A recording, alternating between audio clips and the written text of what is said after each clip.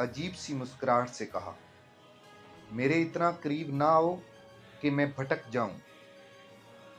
देख लिया मैं कितनी गुनाहगार हूं, वीरा ने कहा। तुम इसलिए मुझसे दूर रहना चाहते हो कि भटक ना जाओ। मैंने बहुत से लोगों को गुमराह किया है।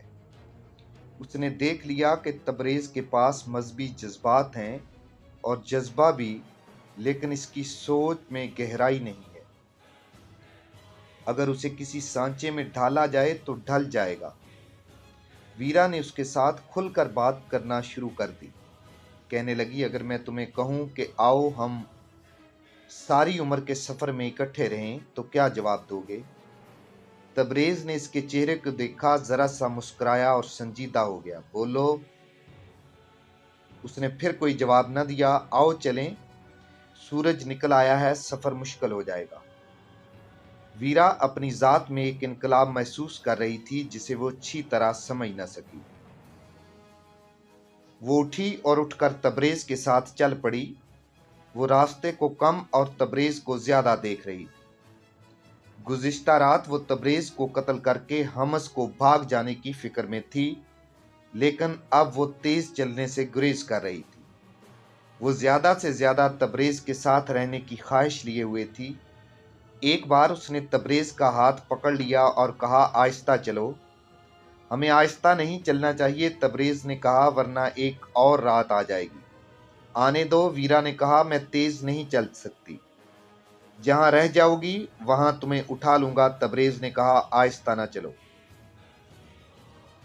सुल्तान अयूबी के भाई अलादल ने सलीबी बादशाह बिल्डौन को हमाता के किले के बाहर बहुत बड़ी शिकस्त दी थी, जिससे बुखलाकर बिल्डौन की फौज बिखर कर पसपा हुई थी।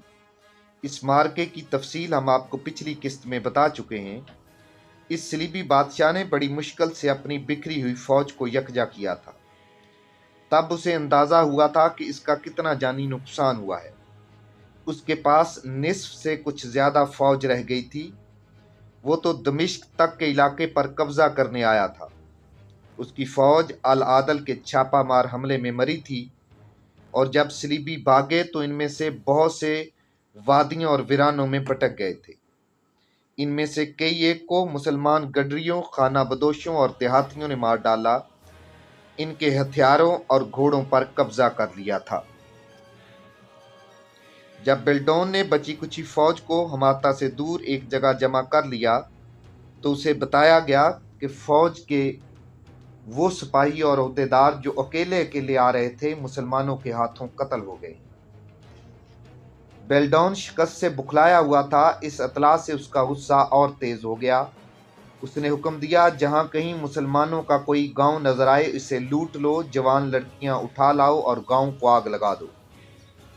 चुनाचे जब ये फौज नफरी और दीगर नुकसान पूरा करने और हमले की असर नौ तैयारी करने के लिए पीछे जा रही थी, मुसलमानों के गांव तबाह करती गई। अब ये फौज हम से 6-7 मील दूर खैमाजन थी। बिल्डौन इस कोशिश में था कि कोई सलीबी हुक्मरान उसके साथ तावन करे और अपनी फौज इसे दे दे, जिससे वो अल आदल से शिकस्त का इंतकाम ले सके और दमिश्क तक अपनी हुक्मरानी, जिसे वो सलीब की हुक्मरानी कहता था, कायम करने का अज़म पूरा कर सके।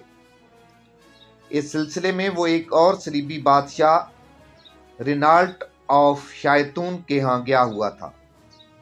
वीरा की तलाश से मायूस होकर बूढ़ा ईसाई और इसके साथी रात भर चलते रहे और सुबह हम्स पहुंचे। काफले के दूसरे लोग भी पहुंच गए। इनमें से कोई भी हम्स का नहीं था। इन्हें आगे जाना था। तबरेज़ का घोड़ा उनके साथ था। उन्होंने घोड़ा एक मस्जिद के इमाम के हवाले करके बताया कि इसका मालिक हम्स का रहने वाला था। वो तोगयानी में घोड़े से गिरकर डूब गया था और घोड़ा बाहर आ गया था। थोड़ी देर बाद घोड़ा पहचान लिया गया। जब घोड़ा तबरेज़ के घर पहुंचा तो वहां कहराम बपा हो गया। वहां एक यहूदी ताजर का घर था। ये एक दौलतमंद यहूदी था, वो जो अपने आप को वीरा का बाप कहता था। अपने साथियों के साथ इस यहूदी के घर बैठा था। वो बता चुका था कि वीरा डूब गई है। सब अफसोस का इजहार कर रहे थे, लेकिन उनका मसला अफसोस करने से हल नहीं हो सकता था। बूढ़े ने यहूदी मेजबान से पूछा कि हम्स के मुसलमानों की सरगर्मियां और अजाइम क्या हैं। बहुत खतरनाक, मेजबान ने जवाब दिया। इन्हें बाकायदा ट्रेनिंग दी जा रही है और ये कस्बा सुल्तान अय्यूबी के छापामारों का अड्डा बनता जा रहा है। खतीब सिर्फ खतीब नहीं, फौज का कमांडर और उस्ताद मालूम होता है। अगर उसे कत्ल करवा दिया जाए तो क्या फायदा होगा? बूढ़े ईसाई ने पूछा। कुछ भी नहीं, यहूदी ताजर ने जवाब दिया। उसका नुकसान ये होगा कि मुसलमान हम पर शक करके हम में से किसी को भी जिंदा नहीं रहने देंगे। ये कस्बा इनकी सल्तनत में है। यहाँ जो ईसाई और यहूदी गिराने हैं, क्या उनकी लड़कियां कुछ नहीं कर सकती? बूढ़े ने पूछा। आप जानते हैं कि इस काम के लिए कितनी ट्रेनिंग और तजर्बे की ज़रूरत होती है, मेज़बान ने जवाब दिया। हमारी लड़कियों में कोई एक भी इतनी चालाक नहीं। और आप ज़रूरी समझते हैं कि यहाँ के मुसलमान जंगी ट्रेनिंग हासिल ना करें? बूढ़े ने पूछा। आप क्या हुक्म लेकर आए हैं? मेज़बान ने पूछा।